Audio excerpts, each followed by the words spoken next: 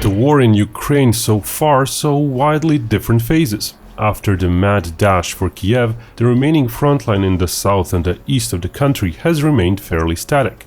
After retreat from the north and shrinkage of the front by half, Russian forces still seem to face issues. Reason for that is twofold. Firstly, they had bled so much manpower in the early stages of the war that they now lack manpower for any sort of front-wide offensive. Even with this smaller front, Russia still had to relocate much of their units from Kharkiv and Kherson and move them around to Donbass in order to concentrate enough manpower there for some territorial gains. So it doesn't come as a surprise that Ukraine noticed that and took advantage of that, mounting offensives at those 2 points. Also, it was easier for Ukraine to put pressure on Russia at Kherson, where it already had lots of forces nearby, rather than moving so many forces around the country. Still, the Ukrainian counter-offensive there seems to have sputtered out. It showed that pure numerical superiority, when your troops are lightly equipped, may not be enough to break down heavily armed and fortified lines. The second reason for the static front is that mounting a new offensive takes time.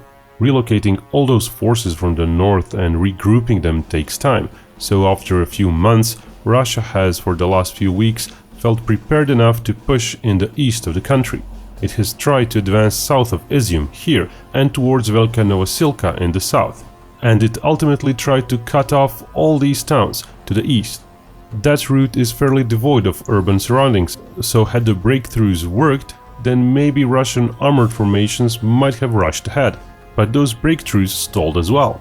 Russia simply could not focus enough firepower there. So instead, in the recent weeks, the biggest Russian push has been here, slowly bit by bit taking Severodonetsk. But why has Ukraine dedicated so many defenders there? Why was that town important? Well, it's not.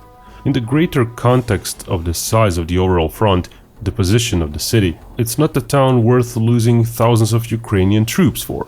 Same could be said for the town of Lysychansk, which lies just across the river. Yet Ukraine does seem to be throwing everything it has to the Donbass region.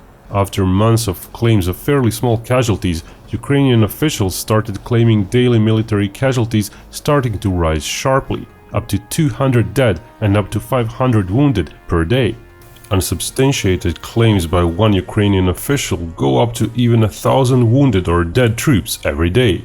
If true, those would be pretty heavy casualty rates.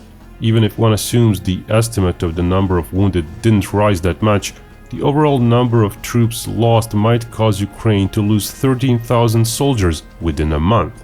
While the Russian losses are not precisely known, even if one takes Ukrainian claims of Russian troops killed during June, Russian losses are still smaller. And as Binkov's previous videos have suggested, it's likely Ukraine, like Russia, is actually overstating enemy losses. One can see that even the very worst case scenario has Russian troops losing 120 troops per day in the first 10 days of June. During that same period, Ukrainian losses accelerated and overtook Russian losses. Of course, in the grand scheme of things, even such losses might not be enough to break Ukraine's military. Binkov's earlier videos suggested that Ukraine had formed a 400,000 strong force back in April, and that the second phase of mobilization had started back then, where even people without any prior military experience were being mobilized. We found out how well that is going back on May 21st, when Zelensky said Ukraine had managed to mobilize 700,000 troops by that point. If one takes that figure for granted, it certainly towers over the Russian figure. Back at the start of the war, Russia had some 180,000 troops enter Ukraine, a good part of those composing the maneuver units, 125 or so battalion tactical groups. After all the losses in March and April and the great relocation of troops to the east, Russia had far fewer units, but those battalion figures did manage to rise to 110, according to latest US DoD intelligence estimates. However, the US stresses that the current BTGs are often under strength, as not all the losses from March and April could be replenished with fresh troops. Russia certainly did try during all that time to add more troops, offering conscripts in Russia fairly lucrative one-year army contracts. But the total number of Russian troops in Ukraine is likely still quite small. Due to no war being declared, Russia can't legally send its conscripts outside its borders. so it has opted to try and convince some conscripts to turn professional. 700,000 Ukrainian troops does sound impressive at first. Compared to pre-war population, that figure constitutes almost 1.7% of the population. It's not quite World War II mass mobilization ratio, but in this day and age, it's pretty much unheard of.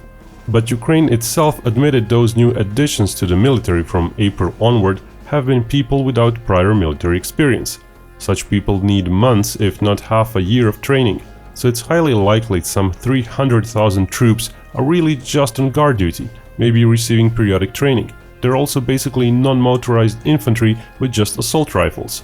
They're hardly effective as defenders and likely ineffective as an attacking force. When it comes to heavier equipment, Ukraine has recently confirmed it's running low on Soviet-era ammunition.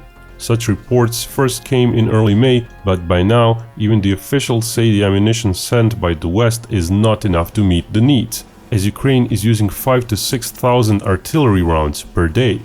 Before the war, Ukraine operated just over 1,600 artillery pieces, not counting mortars. Those were all Soviet-caliber pieces, and despite the best efforts of the West, keeping stocks of such calibers replenished has proven hard, which partially explains the influx of Western standard artillery ammo in recent months. NATO countries have ample ammunition supplies for those. That also means that more and more, all those old Soviet artillery pieces may become worthless. Ukrainian Deputy Defense Minister Karpenko recently disclosed that Ukraine lost 400 tanks, 1,300 various armored infantry vehicles and 700 artillery pieces. He said those represent 30 to 50% of starting inventory numbers, leaving possibly under 1,000 artillery pieces in the current inventory. But with insufficient ammo, the practical number of guns in use may be far smaller. When it comes to artillery pieces using Western caliber ammunition sent to Ukraine, the picture is not so bad, but it's not great either. So when Ukrainian sources claim that on Donbas front Russia has 10 to 15 artillery pieces for every Ukrainian one, that isn't necessarily far from the truth. Indeed, much has been said about the role of artillery in the current phase of the war. That's because Russia severely lacks manpower. The very well fortified frontline in the Donbas region, which at places coincides with the river, is simply not conducive to big armor pushes. With this pocket of Ukrainian forces being surrounded from so many sides, Russia can focus and has focused a lot of artillery on that fairly small area. Ukraine can't hope to match the Russian artillery numbers there, and can't hope to deploy counter-battery fire in an effective way.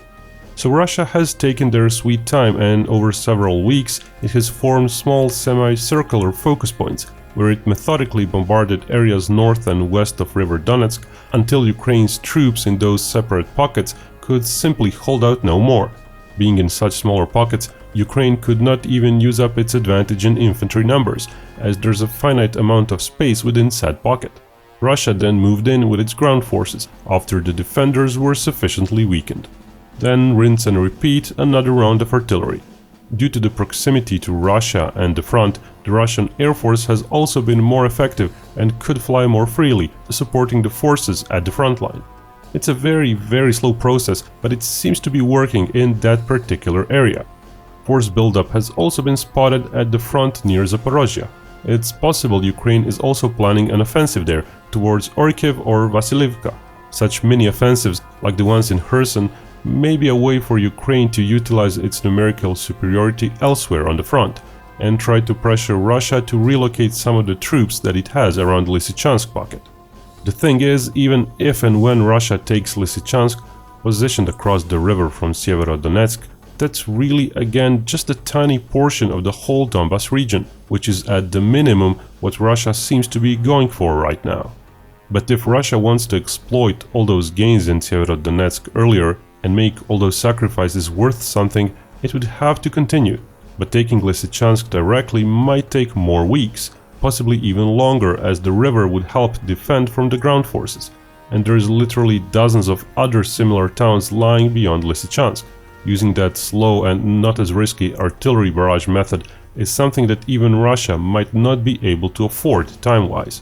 At the same time, defenders in Lysychansk might be cut off.